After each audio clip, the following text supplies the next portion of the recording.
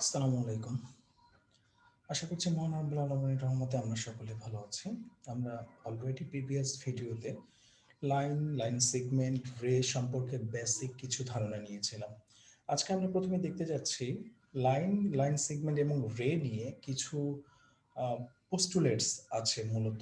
সেই পোস্টুলেটসগুলো আমরা মূলত প্রথমত আলোচনা করতে যাচ্ছি।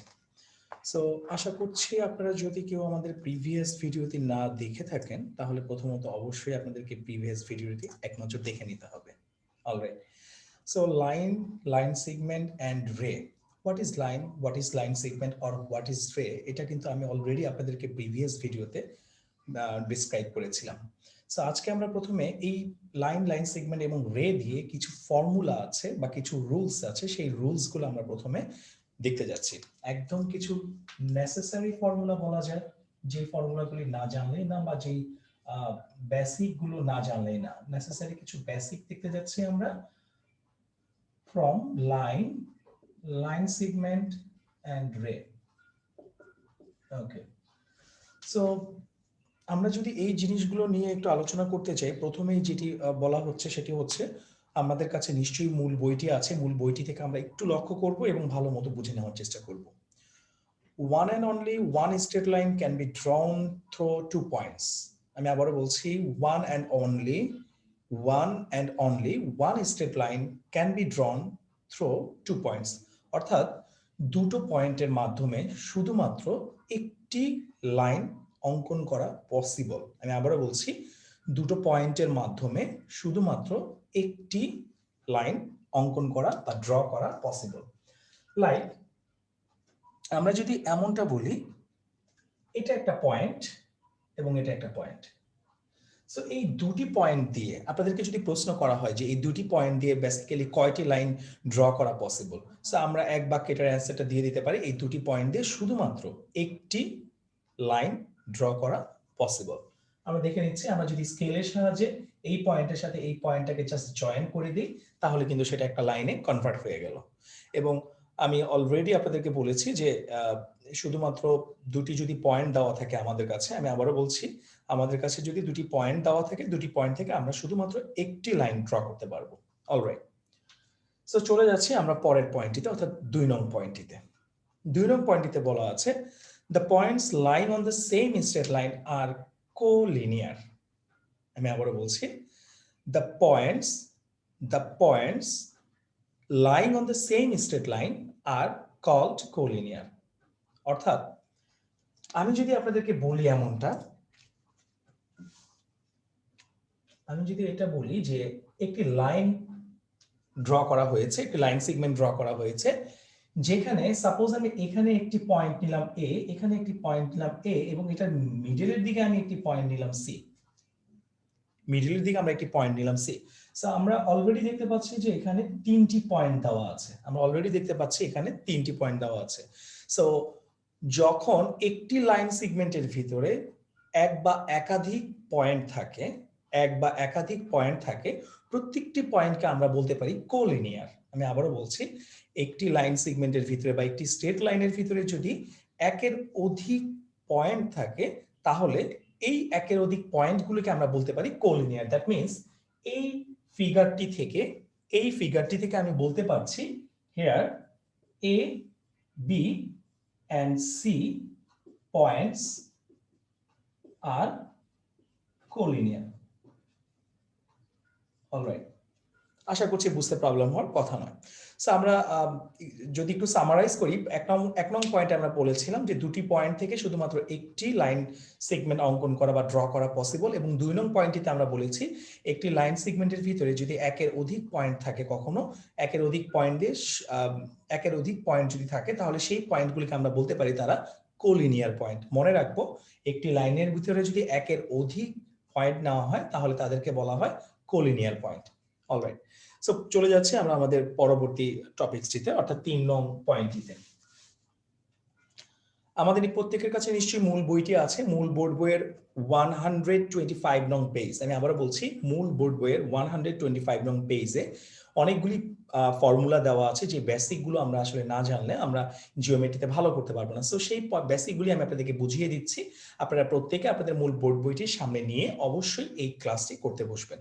অলরাইট, সো আমি 3 নং পয়েন্টটিতে চলে যাচ্ছি। 3 নং পয়েন্টটিতে বলা আছে, the length of the line segment is the distance between its two end point. The length of the line segment.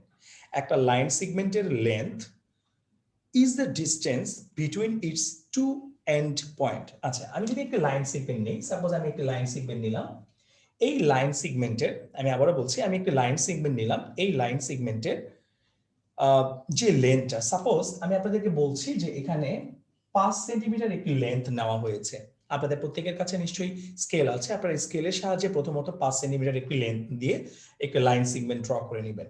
And then এই 5 সেন্টিমিটার যে লাইন সেগমেন্টের লেন্থটা মিন করছে, এটা কার লেন্থ ছিল? লাইন সেগমেন্টের লেন্থ ছিল।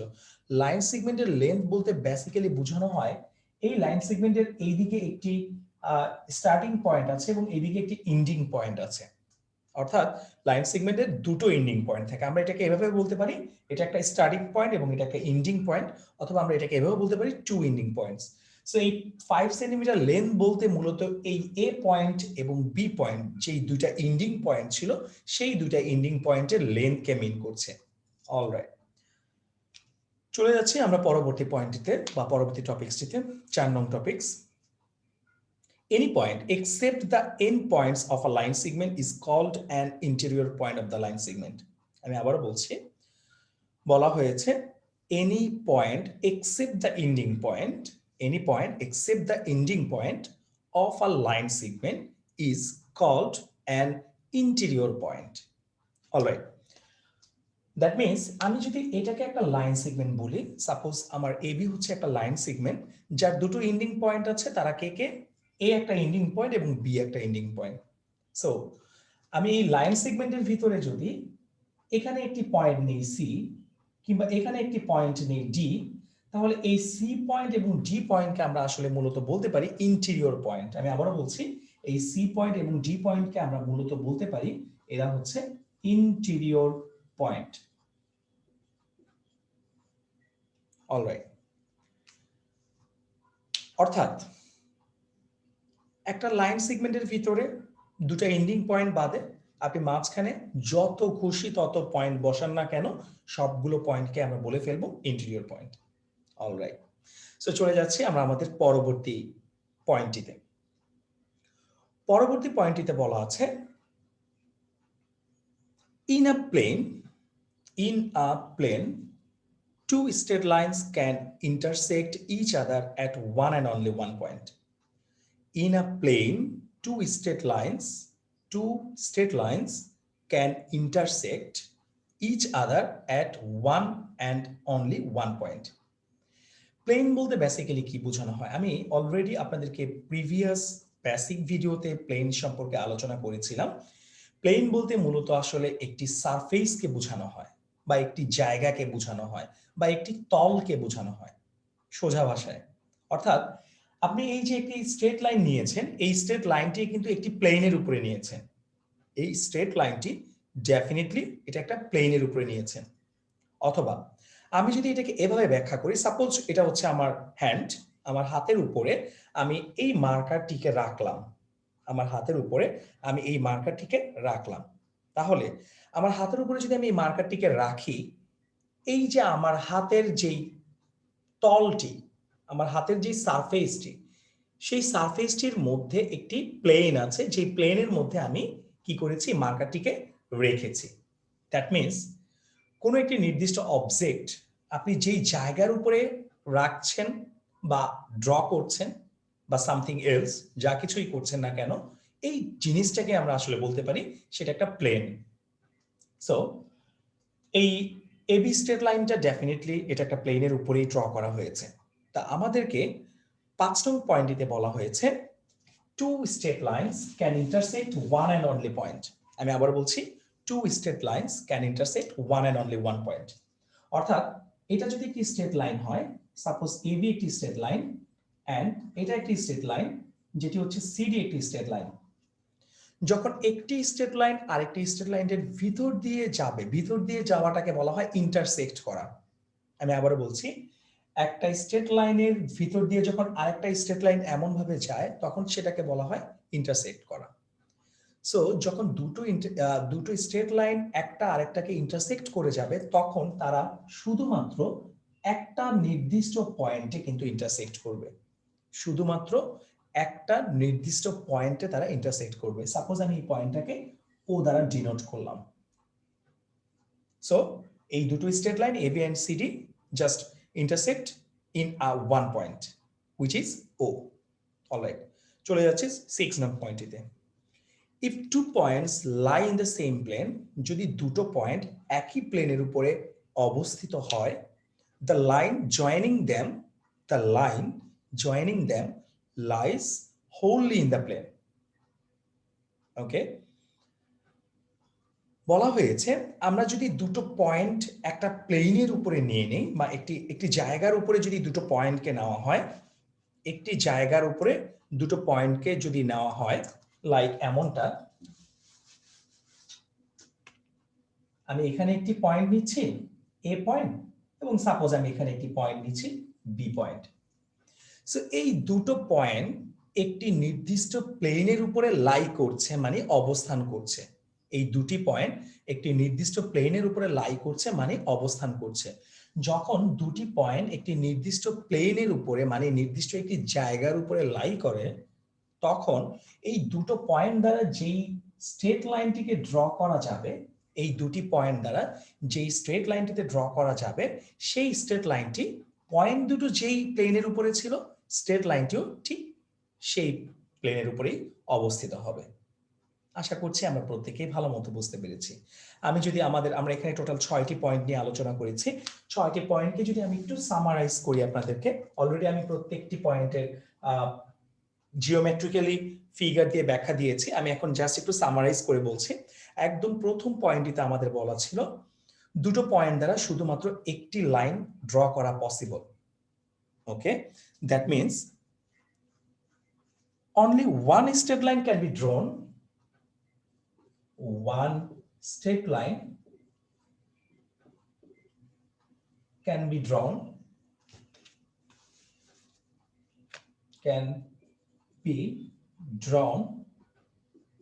through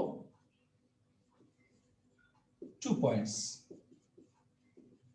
অলরাইট, দুটো পয়েন্ট দিয়ে শুধুমাত্র একটি স্ট্রেট লাইন ড্র করা পসিবল। 2 নং যে পয়েন্টটি ছিল, 2 নং পয়েন্টটিতে বলা ছিল একই স্ট্রেট লাইনের ভিতরে যতগুলো পয়েন্ট নেওয়া হোক না কেন, প্রত্যেকটি পয়েন্টকে আমরা বলবো collinear point. The points lying on the same straight line are the points lying on the same straight line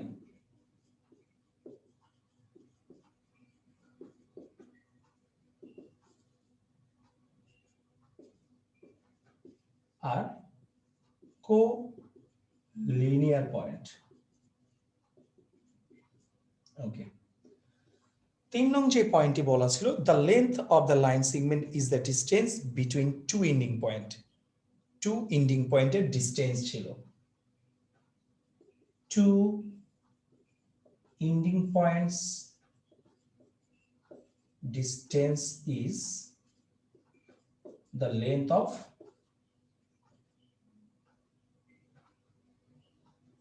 the length of line segment, sorry, the length of line segment. All right. Number 4 নং যে পয়েন্টটি বলা ছিল, line সেগমেন্টের দুটো ending point বাদে line সেগমেন্টের ভিতরে আমি যতগুলো পয়েন্ট নিই না কেন, তাদেরকে আমরা ইন্টেরিয়র পয়েন্ট বলবো। অর্থাৎ any point except the ending point of a line segment is called interior point. Any point except the ending point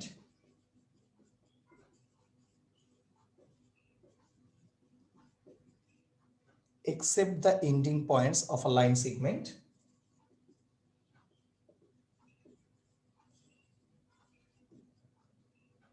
called interior point. Okay, all right.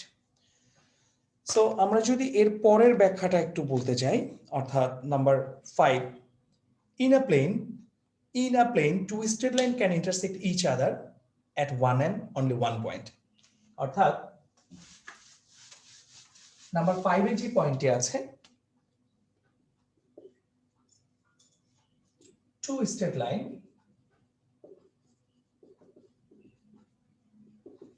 intersect at only one point. Number 6, if 2 points lie in the same plane, if 2 points lie in the same point,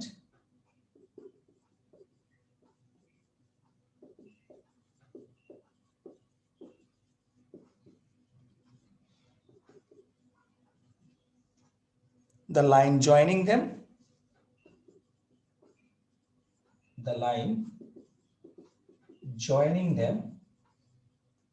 তাহলে সেই আমরা point দুটোকে join করার মাধ্যমে যে লাইনটা পাবো তারা lies wholly on that plane. Okay, so এখানে যে দুটো যে 6টি পয়েন্ট ছিল, 6টি পয়েন্টের ভিতরে সবচেয়ে গুরুত্বপূর্ণ যে পয়েন্টগুলো সেটি হচ্ছে কোলিনিয়ার পয়েন্টের কথা। অর্থাৎ একটি লাইন সেগমেন্টের উপরে আপনি যতগুলো পয়েন্ট নেন না কেন, প্রতিটি পয়েন্টকে আমরা একত্রে কোলিনিয়ার পয়েন্ট বলতে পারি। এবং এর ভিতরে আরো একটি জিনিস ছিল, সেটি হচ্ছে ইন্টেরিয়র পয়েন্ট। অর্থাৎ একটা লাইন সেগমেন্টের ভিতরে আপনি যদি একের অধিক পরিমাণে পয়েন্ট নেন, দুটো এন্ডিং পয়েন্ট বাদে মাঝে যতগুলো পয়েন্ট থাকবে সবগুলো পয়েন্টকে কিন্তু আমরা বলতে পারি ইন্টেরিয়র পয়েন্ট। সো আশা করছি আমরা প্রত্যেকে খুব ভালো মতো পয়েন্টগুলো বুঝতে পেরেছি এবং অঙ্কন করাগুলো বুঝতে পেরেছি। সো বাসায় যখন আমরা প্র্যাকটিস করব, ডেফিনেটলি আমরা ফিগারের পাশে বর্ণ ডেসক্রিপশনের পাশে প্রত্যেকটা পয়েন্টের ফিগার সহ অঙ্কন করার চেষ্টা করব এবং মেমোরাইজ করার চেষ্টা করব, যেগুলো আমাদের পরবর্তীতে অনেক হেল্প হবে। সো সবাইকে ধন্যবাদ জানিয়ে আমরা আমাদের এই ক্লাসটিকে এখানে শেষ করছি। আসসালামু আলাইকুম।